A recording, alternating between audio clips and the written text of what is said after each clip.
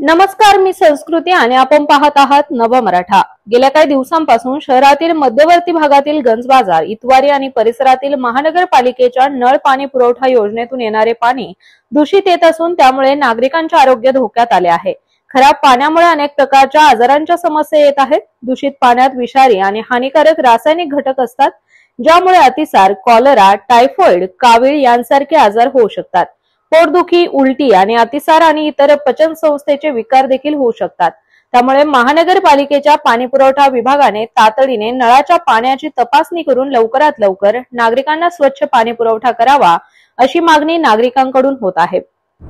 भिंगारच्या वैद्यनगर येथील सिद्धिविनायक मंदिरात धार्मिक कार्यक्रमास विरोध करणाऱ्यांवर तात्काळ कारवाई न झाल्यास आमरण उपोषण करण्याचा इशारा माजी सैनिक संघटनेतर्फे देण्यात आला आहे।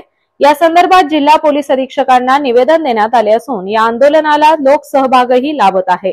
तसेच भिंगार परिसरातील नागरिकांनी जोरदार संताप व्यक्त करत असे प्रकार पुन्हा होऊ नयेत यासाठी प्रशासनाने आक्रमक भूमिकेची गरज असल्याचे नमूद केले आहे। मंदिरासोबत निगडित सर्व कार्यक्रम यापुढे अधिक जोमाने पार पाडले जातील, असा निर्धार यावेळी करण्यात आला आहे।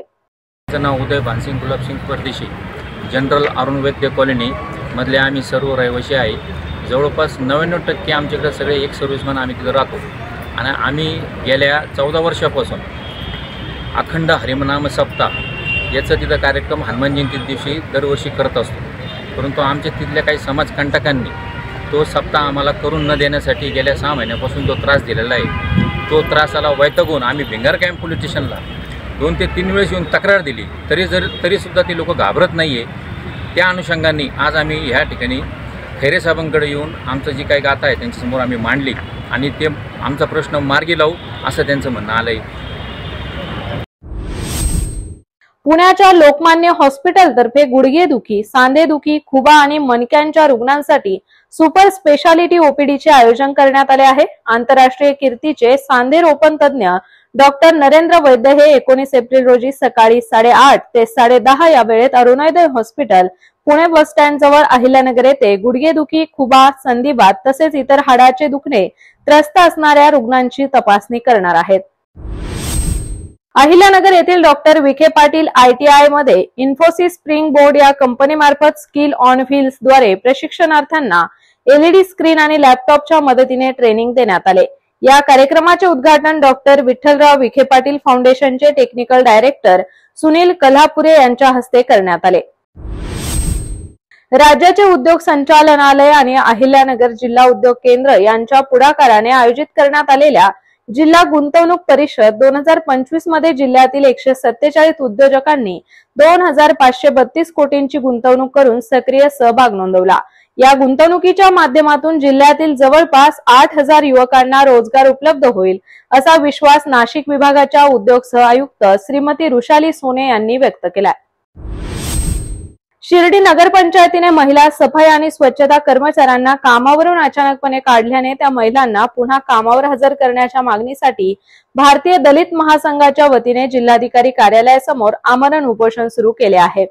तसेच या महिलांना अचानकपणे कामावरून काढल्याने त्यांच्या उपासमारीची वेळ आली आहे।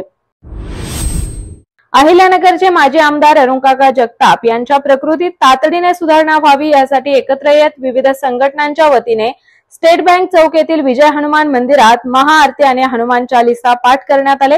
या भक्तिपूर्ण उपक्रमात परिसरातील नागरिकांसह विविध संघटनांचे पदाधिकारी आणि कार्यकर्ते सहभागी झाले होते। याशिवाय श्री वैष्णव माता मंदिर, राधाकृष्ण मंदिर, रिमांड होम यासह अनेक ठिकाणी कार्यकर्त्यांकडून प्रार्थना करण्यात आली। श्री रामकृष्ण अर्बन सहकारी क्रेडिट सोसायटी लिमिटेडच्या संचालक मंडळ पंचवार्षिक निवडणूक रिंगणातील सद्भावना पॅनलचा स्नेहमेळावा राजेंद्र बोथरा आणि मित्र परिवाराने सीताबन लॉन मध्ये आयोजित केला होता। यावेळी पतसंस्थेचे संस्थापक अध्यक्ष श्री गोपाल धूत यांच्या नेतृत्वाखाली निवडणुकीस सामोरे जात आहे। तसेच कार्यक्रमाला प्रचंड चांगला प्रतिसाद मिळाला आहे।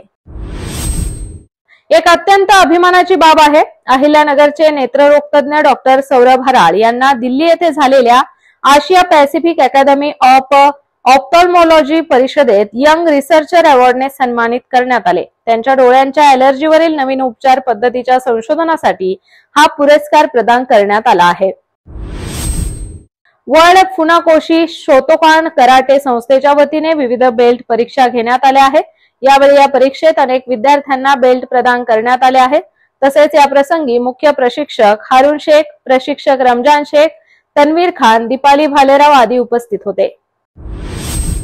मुलींना त्यांचे पालक शिक्षण करिअरसाठी महाविद्यालयात पाठवतात, मात्र शासकीय असणाऱ्या महाविद्यालयात जर स्टाफ मधील नराधमच अल्पवयीन असणाऱ्या विद्यार्थिनींकडे वाकड्या नजरेने पाहत छेड काढत असतील तर अशा नराधमांना शिवसेना स्टाईलने चोप देण्यात येईल असा इशारा ठाकरे पक्षाचे शहर प्रमुख किरण काळे यांनी दिला आहे। तर अशाच माहितीपूर्ण बातम्यांसाठी चॅनलला सबस्क्राईब नक्की करा।